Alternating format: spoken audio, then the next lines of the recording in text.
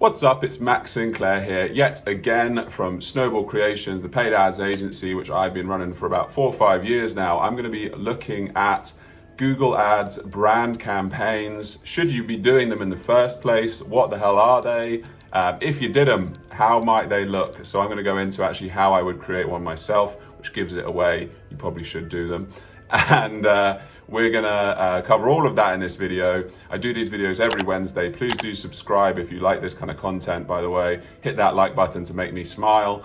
And so let's get into it. So firstly, what is a brand campaign in Google Ads? A brand campaign is a campaign focused on the brand name. So for example, my agency is called Snowball Creations. So a brand campaign is focused on searches which are for Snowball Creations. Snowball Creations. This is where somebody is specifically already looking for your brand. So this is always there's a little bit murky stuff sometimes if a brand is called something like Paid Ads Agency London or something, because then people are searching just for that if there was a company called that. But for many cases, somebody has a unique name, so that means that you can be pretty confident that that person already was looking for you.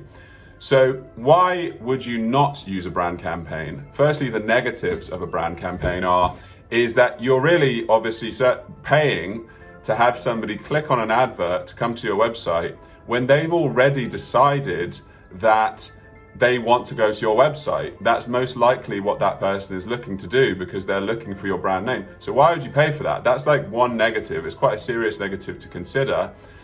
So it's important that these searches need to be managed one way or another. You don't want to just let Snowball Creations traffic, people searching for like Paid Ads Agency, Snowball Creations, going into all the rest of your campaigns, because you're not getting new customers then. You're just diluting all the data as well, because you're like, oh, my Paid Ads Agency ad group is doing really, really well. But then if you look in the search terms, it has Snowball Creations Paid Ads Agency is what actually somebody searched for.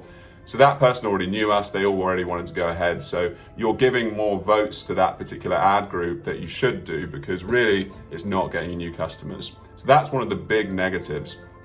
You're paying for customers which really you've already paid for in other ways by convincing them that you're interesting, by doing networking events or whatever else you're doing in your marketing that led them to search for Paid Ads Agency, Snowball Creations, or just Snowball Creations.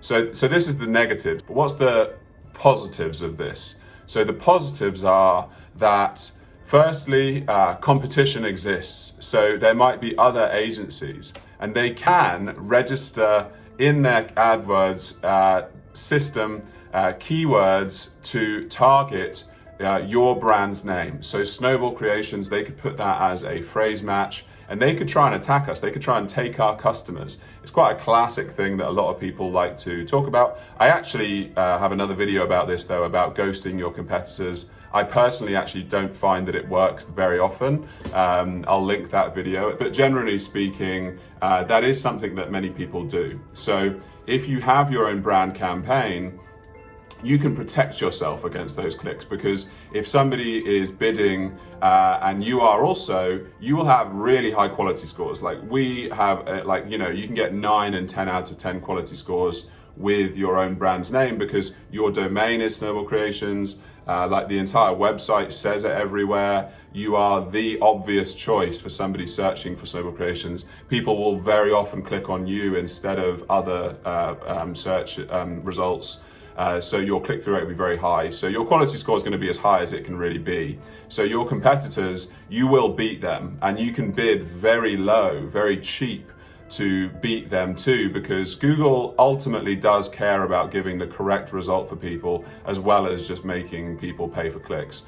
So this is one of the really big positives. Another big positive is that when somebody is searching, you also push the other natural results out of the way. So if people are trying to beat you in the natural space in your competition, you can also kind of keep them hidden away further, so that the user has one big advert for you from paid and then your homepage. So the whole top section is just you. So it improves the click-through rate in general, whether it's for natural or for paid. The third big thing is that it's great for brand. So in terms of trying to represent your brand in the way that you want it to. So SEO naturally you have a little bit less control in terms of writing the copy as you like it. You obviously can kind of optimize your website to have the right copy, but still it's not always in your control. Whereas with paid ads, you can write it down to the penny what you want it to say. So you can highlight the real kind of unique selling points of your brand. You can send them to the correct pages that you want to send them to. You can do anything and everything. You can do kind of disclaimers saying like, oh, we only work with clients that have at least £1,000 budget or something, so that people recognize early on whether you're the right person for them. So you can do all of this great stuff because you're paying for it, whereas SEO, natural SEO, organic SEO is less you can less easily manipulate it to make it look as you like. So those are some of the benefits. Now let's get into actually creating one of these. I'll give you some best practice around to follow that'll hopefully help you set up an effective brand campaign for yourself. So let's get into the actual practical kind of creation of a brand campaign. So firstly, I've created a Google Ads account. I have kind of conversion tracking set up. I've done lots of other good stuff around kind of setup process. I'm kind of skipping past those things. And I have a campaign, a Google Ads account, all fully as I like it. And I've gone to hit the plus button and hit new campaign. So then that's got me to this page. If you can't get to that, then leave a comment and I'll help you out to figure out how to get to that step. And if you'd like other videos about how to set up a Google Ad account in the right way with, say, the columns and the rest, then for sure let me know in the comments and I'd love to help. But this is going to be more focused on just the brand campaign. So we've hit new campaign. It's taken us to this page. This stuff always changes every week, but for now, this is a good starting point. What I'm going to go is create a campaign without goals guidance. And then for the brand campaign, we want to focus on just search. So there is Performance Max and all sorts of others, but search is the one that we want, which is people searching for our brand name. That's what we're trying to protect here. I'm going to probably just skip these. You can choose to do it, but we're going to just leave these as they are. You could, if you want to tick one of these again, it doesn't really matter too much. I'm actually just going to skip straight past it. We're going to call it brand campaign. Hit the continue button. So the budget is whatever you want to set it. To give you some guidance on budget, let's say if you have a £1,000 budget, I might put, say, £50 of that, possibly £100, probably £50. So I'd say it's like roughly 5% of your budget you want to be thinking about putting towards brand, because it's very cheap traffic because you're going to have extremely high quality scores. So the average cost per click is going to be very low. And then in terms of bidding, we're going to be setting this to, really as ever, Google wants to make everything automated as quickly as it can, but you don't want to do that with brand campaigns, because really part of the point of separating brand into its own campaign is that you can set it to be extremely cheap traffic for yourself and not spend as much on it compared to just leaving those to go into the rest of your campaigns. So we're going to switch. You used to love the not recommended, trying to ignore Google's over dramatic stuff to tell you to do everything automatic. You click into here and then go to manual CPC. So you set your own maximum cost per click. I do like automated bidding strategies, by the way, but only at the right moment when you've got enough data coming in and when it's built around other stuff separate to brand. I'm also going to untick enhanced because I want to be pretty strict on this. We're also going to get rid of best performing because I personally do not like to use theirs because they're more short-term best performing ad, whereas I like to have it not optimized. I'm not going to go into this in detail, but I'll generally have 2 responsive text ads, and then I will set 2 quite different approaches to those 2 responsive text ads in terms of the copy. I'll let them run and I'll not optimize for that. And then I'll just judge for myself after, roughly a month, 2 months, 3 months, 4 months, depending on what your budget is, on which is doing better. I'll drop the worst performing and then I'll bring in a new advert and test again. I'm going to untick the search network and the display network. Google loves to retick these things, which is hilarious how much it forces things down our throat nowadays. But this is the really kind of external network of places that it can be shown, and the display network. We definitely don't want the display network for a brand campaign in particular, because this is really, again, really just trying to capture people that are searching for our brand specifically. Obviously locations, you just set that to whatever you would do. I generally keep it more open with brand, because if somebody's searching for Snowball Creations and they're from some other part of the world, I still want to treat them with this campaign. Languages, keep it as obvious as you would for any other campaign that you have set up. We don't worry about audience segments or any of the other stuff. I'm pretty sure I'm not missing anything on this yet. This is just all normal.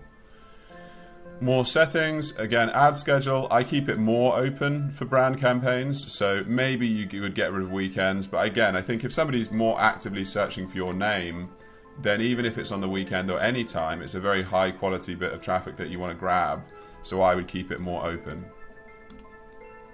Hit the next. So then in terms of the bid, so bidding, you want to basically look at your other campaigns, assuming you have some running, and let's say the average cost per click right now is 50p.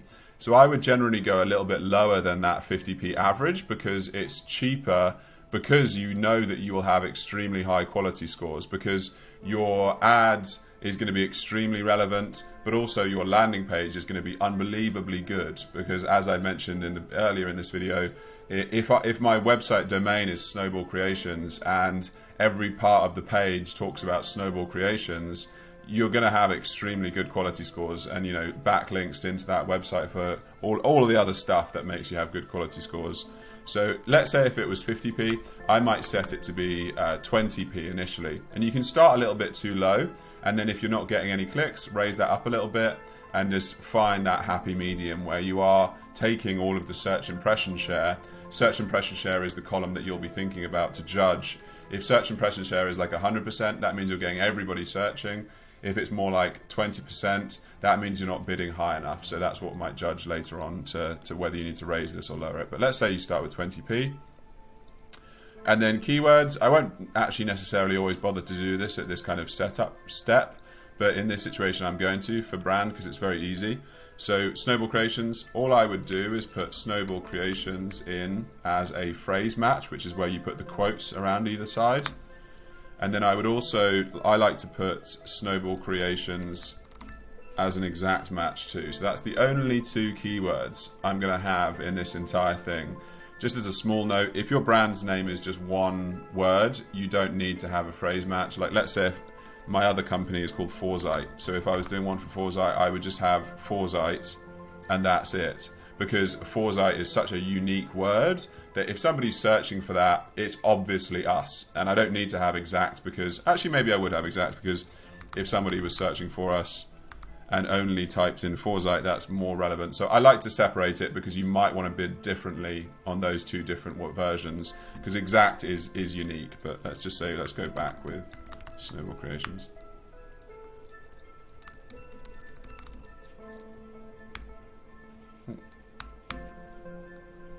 Then you're going to create the advert. So I'm not going to go through doing all of this, just because it takes a bit too long to go through everything, and I don't want to make this video too mental. But let's just go do some basics. So you want to, again, this is just telling me that it's not the HTTPS version, so you want to have HTTP before it and things. The display path, you want this to be an advert that's just perfect for somebody that is the intent of already knows who you are. So for us, it might be like paid advertising agency London or something. You want to put in all of your headlines. We like to generally put in all 15 headlines that Google allows for. These are going to be things like, PPC agency, ethical paid ads agency, UK based, could be multi-channel conquerors. Can never spell conqueror. Multi-channel experts. 5+ years. Millions. Managed. Whatever we might say. etc., etc. So we go through and add all of these, the descriptions, Snowball Creations, your paid ads agency for businesses making the world better. Whatever you want to put into these descriptions. I'm not going to go into massive detail with this. You build your advert out, but this is, again, one of the benefits of having a brand campaign is you can then tailor this. And again, it may be if you're a product business and you're selling, say we have a company that sells these little shoe inserts, it's called Boot Bananas. They have, they're selling this product and we want to have a brand campaign for them, but lots of other people sell their product. So we might want to make it really clear that they are the official website for it. So official Snowball Creations site, whatever their version is. I'm not going to try and correct for that, but let's say we fit that in. And you can do things like this to make it very clear that this is the website that someone should come to purchase that particular product. So it gives you a bit more weight. And somebody else can't say that. They can't say that they're the official website for X product or X service. So that can kind of help you to fend off the competitors when they're trying to steal your customers. So you come through and do all of this. You'd add your site links. Site links, you can be a bit broader with it. So you can do like, people already searching for your company might also be looking to get a job at your company. They might be looking to find out more information in more detail. All sorts of other stuff they might be doing. We obviously already have some here, which we've used before. Let's just say we were going to do those. Image extensions are definitely always worth doing. Other kind of call outs, definitely always worth having. You can see we have ones around like the different channels that we cover, stuff like that. I like to have quite a few. I think why not let Google have lots of great options available to it. We don't really use the phone number one particularly for us personally, but that's just an independent one to each business. Image extensions definitely always worth having. Scanning the websites are nice, but we always, to be honest, Shutterstock and places like that are very good for this kind of thing. But let's just stick an image in quickly. Images.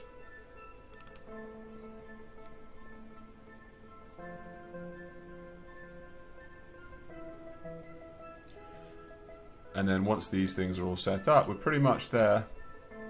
Let's just pretend that that's perfect. Press the save.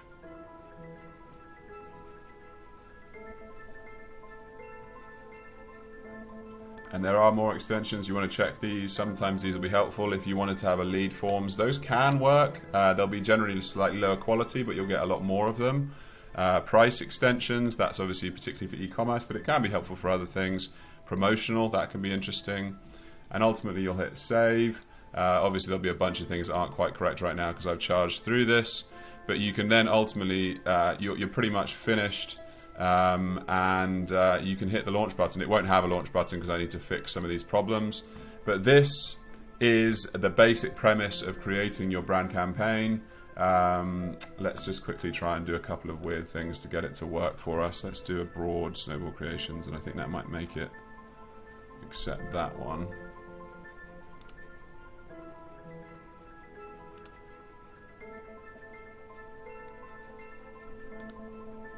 So sometimes you have to do really stupid things to just let it work for you initially. And let's just put a bid to like £10.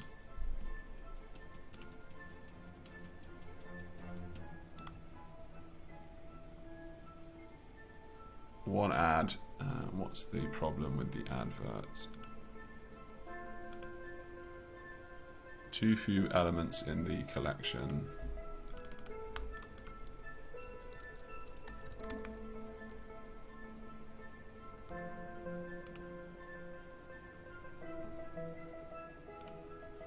Let's see if it's happy now.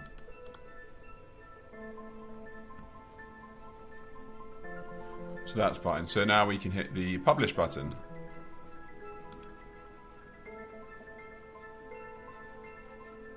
So now we're in our campaign. I'm just going to hit pause just so that this doesn't start spending money for me.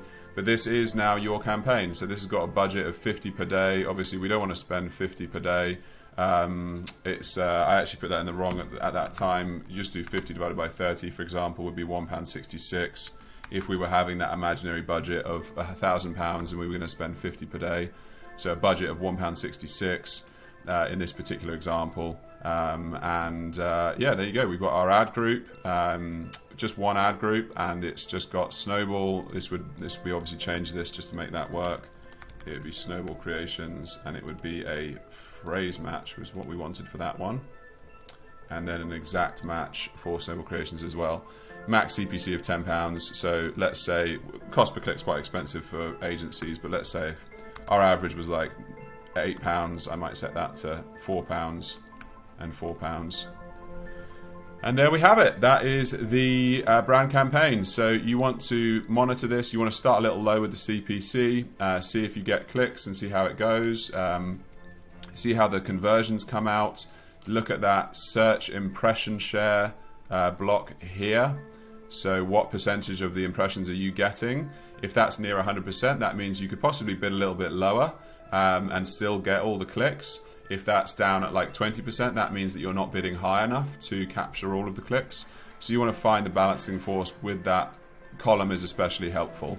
Yeah, so hopefully this has been helpful for you. Hopefully it all makes sense. And otherwise, I wish you luck with it. It's a great campaign to have, and it means it separates all of those brand searches from the rest of your campaigns so that you can really judge those other campaigns based on the new business that they're creating for you. It's much more transparent. This is one of the most common mistakes that bad agencies kind of end up doing for their clients. They convince their clients they're getting them 100 conversions a month, and their campaigns look great because they're actually just brand searches going into those. Yeah, hope this has helped. As ever, I wish you luck with it. Please do leave a comment if you have any questions, and I will see you next Wednesday.